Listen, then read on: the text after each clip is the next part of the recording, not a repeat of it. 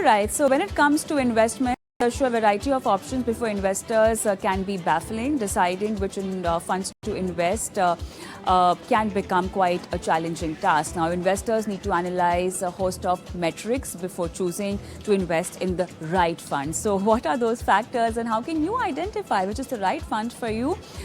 We have Mrin Agrawal, founder, director of FinSafe, with us to elaborate more on this. Mrin, good evening and welcome to the show. So, a very basic question, but a very crucial one, especially for those people who do not understand the kind of fund that's suitable for their financial goals.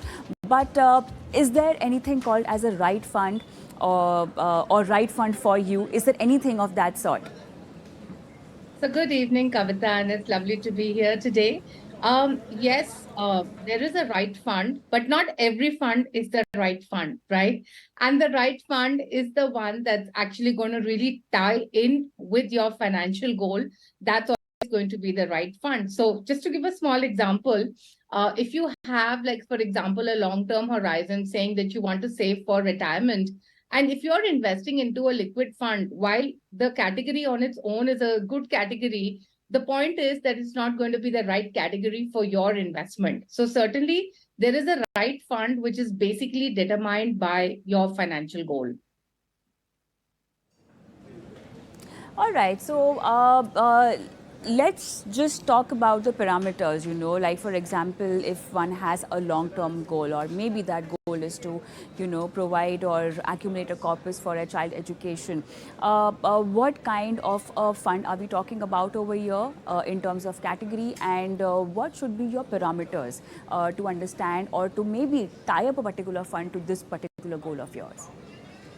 So, of course, point number one is to look at what is your financial goal. And of course, when you're looking at your financial goal, what you're trying to see is that what is my investment horizon? So, firstly, the category that you would, the asset class that you would get into would be determined by what your financial goal is, whether it is 3 years, 5 years, 10 years away. So, point number one would really be to look at what is my investment horizon. And in this investment horizon, what are the type of asset classes that I can actually look at? The second bit then would be what is the risk that I want to take for this particular investment? Because it's only based on the risk that you can decide whether you want to go ahead with this particular asset class or not. Of course, when you're looking within the asset class at specific funds, for example, the costs that you have to incur or the expense ratio of the fund, since we're specifically talking about mutual funds, the expense ratio of the fund, the experience of the fund manager, some bit of past performance. And while, we all know that past performance does not equate to future performance, but still you want to see a consistent track record of performance. You want to see that the fund has consistently beaten the benchmark. And so these are some of the aspects that you need to look at. But I think the bottom line really mean it being that it needs to tie in with your financial goal and with the risk that you're willing to take. All right, but then when you talk about risk, how do you assess your risk profile, and how do you see that the kind of risk that you are willing to take and the kind of risk factor that's involved in a fund are aligned? What kind of risk and what kind of risk alignment also are we talking about over here, Mrin? For example, let us say that you feel that you can take some amount of risk, but you're not sure about it. So there are two, three ways to basically manage the risk. One, of course, if you have a long-term investment horizon, it helps because even if you feel that you don't have the risk-taking ability because you're actually investing for the long term, some bit of that risk can actually get taken care of because of the long-term holding, right? So I think it's really about saying that, okay, I want to invest for this goal, and for this, how much do I want to put into a safe instrument, and how much do I want to put into an instrument that is market linked, that could be a little bit more volatile. I think it basically just comes down to that. But sometimes, the need to take a higher risk could be there over your actual risk-taking ability. All right, now let's just talk about holding on to that right fund also. Just because now, if a fund qualifies on all these parameters, doesn't mean that you have to hold that fund forever. The parameters might be the same when it comes to selecting a fund, but then obviously, if the fund performs as per market cycles.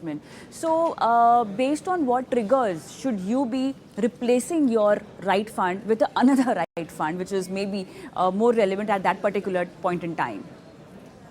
Yeah, so I think that's a great question. And I think, yes, I mean, while we all like to say that you need to buy and hold, but you need to also keep monitoring the fund on a regular basis. And that regular basis would be probably, I would say, once a year, you do need to look at what is the fund performance and if there is an underperformance versus the benchmark, right? So again, you cannot look at fund performance in isolation. It always has to be a relative performance that you need to track, and you need to see versus the benchmark and versus the category average.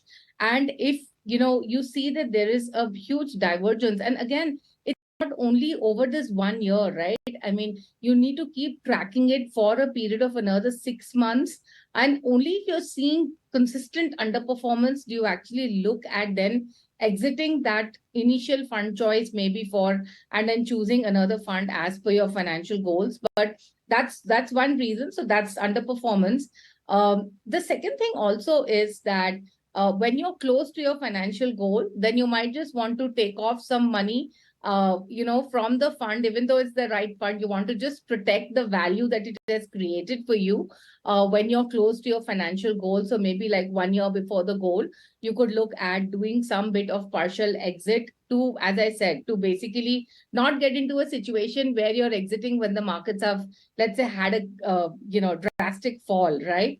And the third is again in terms of a change in your life situation, right? So for whatever reason, if your goal has changed, let us say the value of your goal has increased, like for example education goal is one such goal where the value of the goal is constantly increasing every 5 to 10 years, right? And let's say you planned this 5 to 10 years back and now the goal value has increased, then probably if you're, let's say, in a conservative fund, you probably then need to get into a more aggressive fund. So they could be, it could be very situational reasons for which you might need to then move out of that right fund.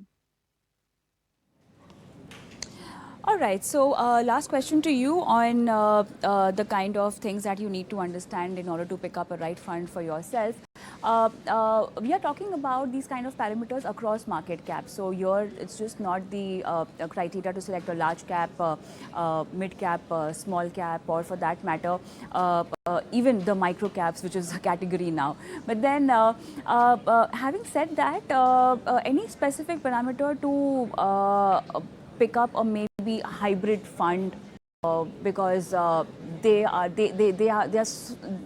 very broad when it comes to the kind of features they offer and the kind of diversification they offer.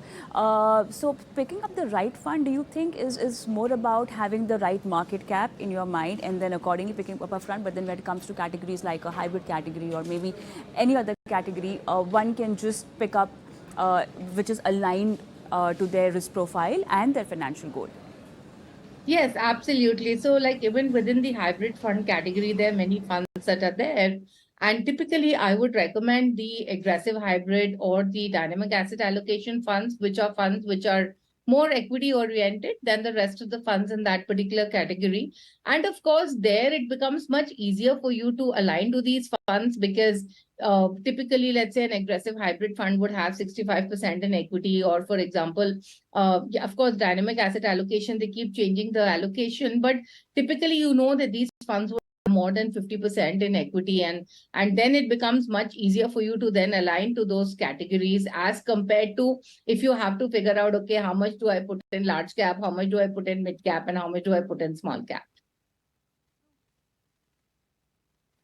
All right, so that's a kind of strategy you need to opt for and need to keep things in mind when picking up the fund for yourself or maybe thinking of evaluating your portfolio once again. Thank you so much, Ben, for being on the show and helping our viewers with that. We'll take a quick break, but then post that we are going to have a discussion on multi multi-asset fund, you know. So it's a very shiny category. It's in trend these days, and it also provides you stability with all your exposure across asset classes. But then, are they really the kind of diversification they promise to offer? What are the tax implications? How you as an investor should be placing these kind of funds in your portfolio? In-depth discussion with Aditya Shah after this break.